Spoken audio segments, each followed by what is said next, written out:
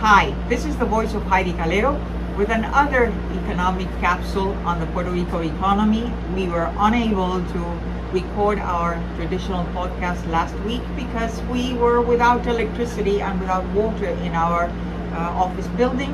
Fortunately, electricity and water after 11 days came to our office, so we are recording now once again our traditional podcast, and this time we have entitled it Fiona, that's Hurricane Fiona meets Maria, two hurricanes which Puerto Rico has been the subject of and has suffered all the calamities that are present with all these atmospheric problems.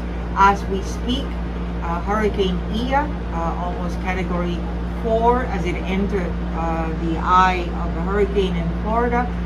Now it has been downgraded to a tropical storm, but it has caused havoc. So let's go back to Puerto Rico in terms of what it means. Well, the first graph that I am depicting for you, it's the first map we see from NOAA. That was the trajectory of Hurricane Maria. It really hit Puerto Rico right in the middle. It was a category 4, and in some municipalities it went up to almost category 5 with wind gusts of almost 157 miles per hour. So it did cause a lot of havoc. As you see there, it just covered the entire island, which is only 35 by 100 miles in terms of its width and length. But, and of course, it caused Puerto Rico was without electricity. The electrical grid was really damaged, and it has to be rebuilt. As a result of that, during the past 5 years, Puerto Rico has received, or at least monies have been assigned by Congress, but they have not been dispersed at the speed that Puerto Rico needs. There are different reasons for that, be it the incompetence of Puerto Rico, its lack of credibility in terms of the best use of funds, and then all the bureaucracy regarding FEMA, the reconstructions, the Stafford Act. All of these are layers and layers on top of all the pain and suffering of the Puerto Rican people. Let's look at, then that was a major disaster, hurricane category 4. Let's look at Maria in the second map, and as you see here, Puerto Rico suffered with Fiona. It was just a category 1, and it just really went down the southern tip of Puerto Rico, the eye of the storm going through Cabo Rojo. That's the southern western part of the island, and it was not the same as Maria, neither in the winds or the surge, but the enormous amount of water, the rainfall was enormous, even in some places where Maria did not cause that much havoc.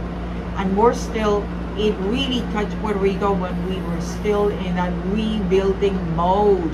There are still people without their homes, their houses, ceilings only with tarps, blue tarps.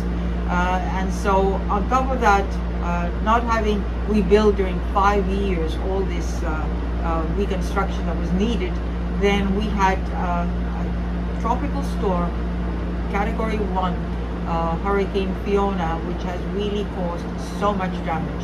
In terms of my office, after 11 days, this is Atorrey in the northern part of the island, San Juan metropolitan area, 11 days.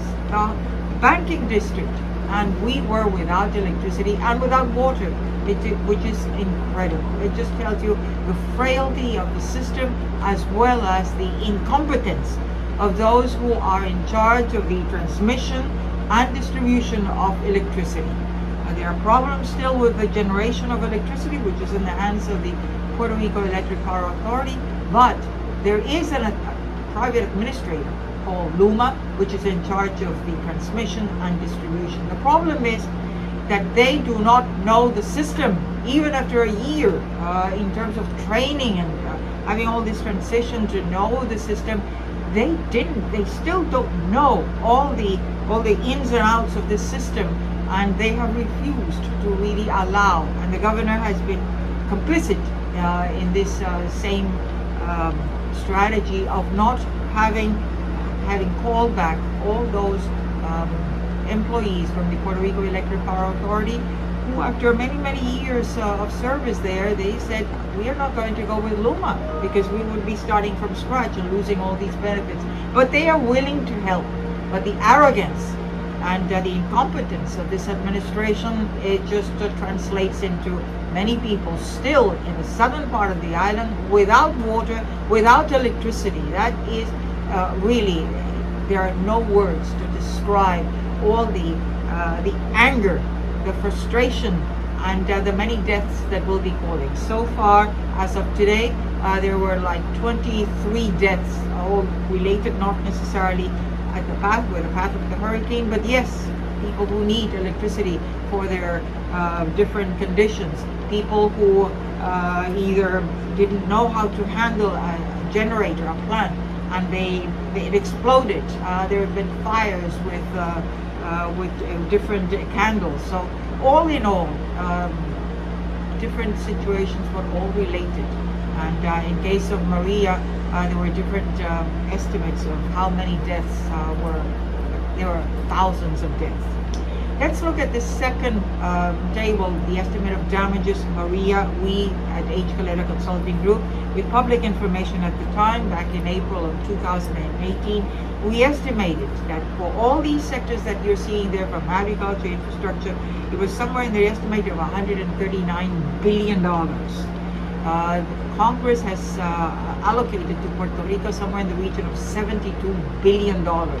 And the government of Puerto Rico estimated somewhere in the region, they were reviewing their estimates throughout the years, but it's coming close to the $139 billion that Heidie Calero Consulting estimated in its book, the study on how Hurricane Maria forges Puerto Rico's economic future. You can go to our website, hcalero.com, if you're interested in having more information on how to get this interesting study. And then the next table is Fiona. We don't have yet information. We only have scanty information. Agriculture badly hit, be it coffee, be it plantains, different vegetables. So we took the information from the 2018 Census of Agriculture in terms of agricultural production. This is not value of sales. This is just production in value terms, which is estimated at 330 million, and we adjusted that for inflation. So we estimated somewhere in the region of a loss of $390 million, and I think that is very conservative.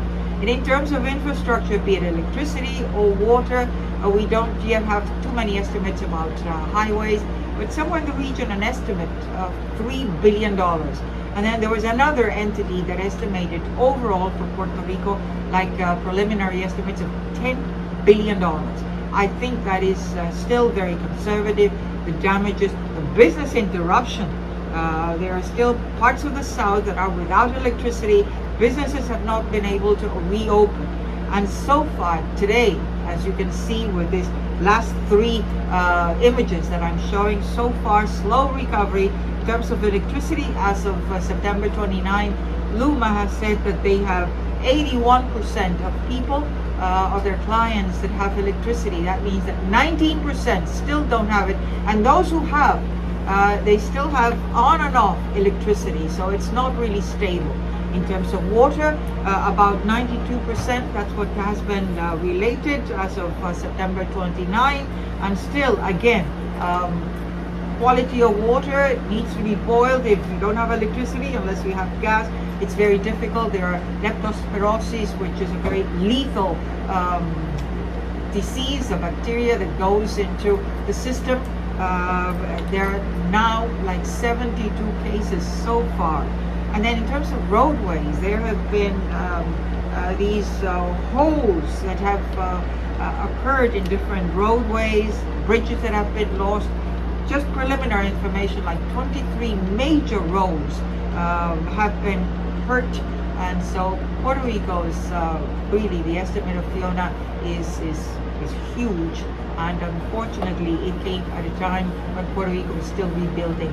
And now with Ian in Florida, we know that the damages are going to be huge, but already there, even during the path of the hurricane, counties that were nearby, they never lost electricity, and those that did lose it, you know, unless you are right in the middle of all these floods, they had electricity because it's the grid that it's connected.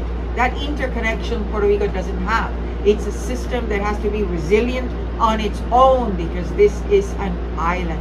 I think it's time for Puerto Rico to really have a planning effort. Where is the Puerto Rico Planning Board? Where is the Secretary of Economic Development? And above all, where is the governor in terms of really making headways as what Puerto Rico needs? Until our next capsule, don't forget to give us a like in YouTube and subscribe to the Voice of Heidie Calero.